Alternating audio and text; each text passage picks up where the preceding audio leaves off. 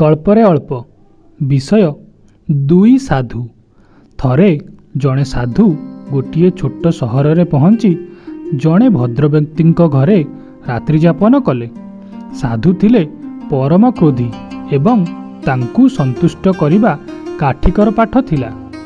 ସତ୍କାରରେ ଟିକିଏ ତ୍ରୁଟି ତାଙ୍କର ବରଦାସ୍ତଯୋଗ୍ୟ ନଥିଲା। ତାଙ୍କ ସହିତ ଥିବା ଚେଲା ଏହି କଥା ଗୃହସ୍ୱାମୀଙ୍କୁ ଆଗରୁ କହି ଚେତାଇ ଦେଇଥିଲା।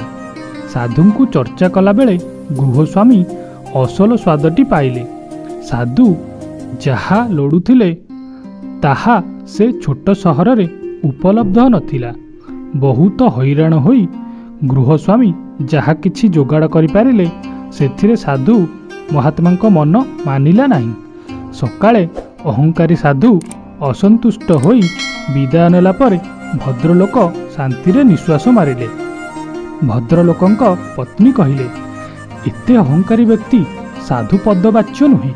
କିଛି ବର୍ଷ ଗଲା ସେହି ଭଦ୍ରବ୍ୟକ୍ତିଙ୍କ ଘରେ ଆଉ ଜଣେ ସାଧୁ ରାତ୍ରି ଯାପନ କଲେ। ସେ ଥିଲେ ନିହାତି ସରଳ। ତାଙ୍କ ଶିଷ୍ୟ ଭଦ୍ରବ୍ୟକ୍ତିଙ୍କ ପତ୍ନୀକୁ ଆଗରୁ କହିଦେଇଥିଲା, ମା ବ୍ୟସ୍ତ ହୁଅନ୍ତୁ ନାହିଁ, ଆମ ଗୁରୁ ନିହାତି ସରଳ। ତାଙ୍କ ଲାଗି ବିଶେଷ କିଛି ଦରକାର ନାହିଁ। ଯାହା ଖାଦ୍ୟ ଦେଲେ ସେ ଖାଇବେ। କେବଳ ରାତିରେ ଲିଟରେ ଛେଳି କ୍ଷୀର ପିଇବେ।